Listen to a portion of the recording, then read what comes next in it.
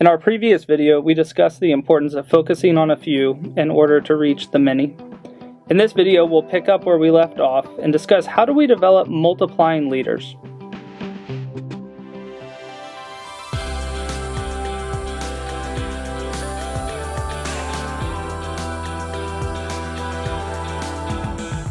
Looking at the ministry of Jesus and the apostles, we notice the principle of spending time with a few leaders in order to help them learn how they can develop other leaders. A modern framework to illustrate this principle is the 1-3-9. In this video, we're going to dive a little bit deeper into how we develop our three in order that they can go and develop their three or our 9. Each of these blue triangles represents a leadership development meeting.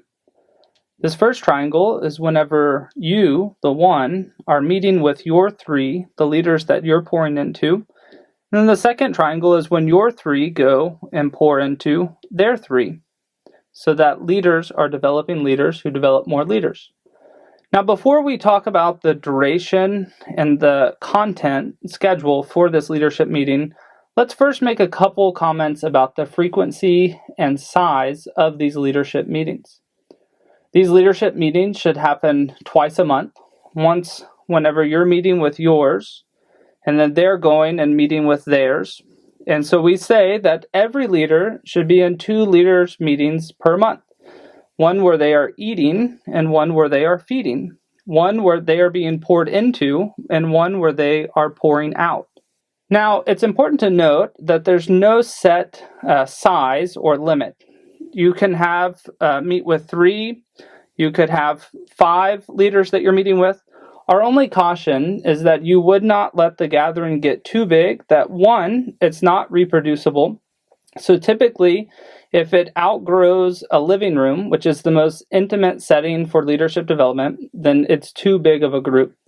So things that you might consider is if you have too many leaders, maybe you set up 2 different 1-3-9s based on geography or size or location or interest.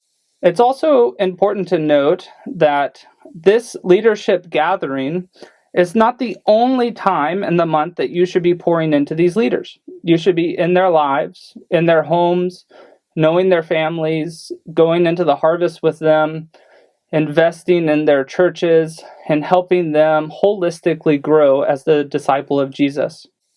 So now that we've discussed the importance of the 2 meeting overlap and discussed how important it is not to let your leadership meeting get too big that it's not reproducible, let's talk about what do we do with our leaders when we gather together and how long should we meet for. So each of these blue triangles represents a leadership development meeting that you can do with your 3, and then they can do it with their 3. And so each of these meetings should last for about 3 to 4 hours and happen once a month. So every leader will be in one meeting for 3 to 4 hours once a month, and then they will be leading one meeting for 3 or 4 hours for once a month. So what do we do in that time when we're meeting with our leaders? Here we have the 1-3-9 meeting pattern. Here, this pattern uses the 3/3 model of look back, look up, and look forward. If you've used the 3/3 model before or the 8 steps, then you're familiar with this idea. But let's go through and talk about how these parts of the 1-3-9 meeting differ a little bit from how we lead a house church. First, when we get together, we will spend time in prayer asking God to speak to us. And then we will worship God for all the things that He's done in our lives over the past month. Then we'll spend time caring for one another, asking what has been encouraging you since we last met and what has been discouraging to you. And we can continue to pray for one another and spend time listening to one another. Then we'll spend time reviewing what did we learn the last time that we met together as a 1-3-9.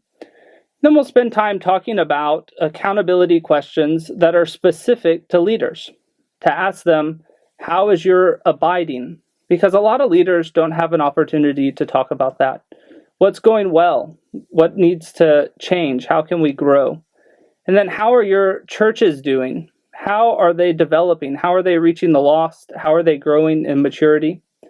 And then how are your three? How are the leaders that you're investing in? What have you been learning as you meet with them? And how are they continue to push forward into finding other leaders that they're developing? Then you'll come to your look up portion where you would do a new teaching. And this teaching can be about any problems that your leaders are facing. Or maybe you don't have time to do the new teaching and you need to just move forward to the look forward portion. In the look forward, you'll practice. If you taught something new, you will practice how can you implement that new teaching? How can you get that into your leaders and your networks? And then you'll make a plan for personal abiding, for how you want to continue to strengthen the maturation and multiplication of the churches in their network. And then what they're going to do when they meet with their three. When are they going to meet with them? And how are they going to continue to develop them? After that, you'll take time and you'll do an iron on iron. In this iron on iron, you will pick one of the three. So if you're meeting with three, every month, one person will go. Not everybody, but every leader will take turns each month. So if there's three, that means they will do an iron on iron once in every 3 months. And you'll follow the iron on iron process that we outlined in the previous video. And then finally, you'll spend time praying together and asking God to help all of these plans come to fruition. Because as the Proverbs say, man plans his ways, but the Lord must establish his steps. Another helpful way to visualize the 139 meeting pattern is with symbols. Each of these symbols corresponds to each of the 10 steps of the 139 meeting. Here at 1, we see prayer. 2, we see worship. 3, we see care. What has been exciting over the past month? What has been hard? Praying for one another. 4, we see review. What did we learn? What did we discuss last time?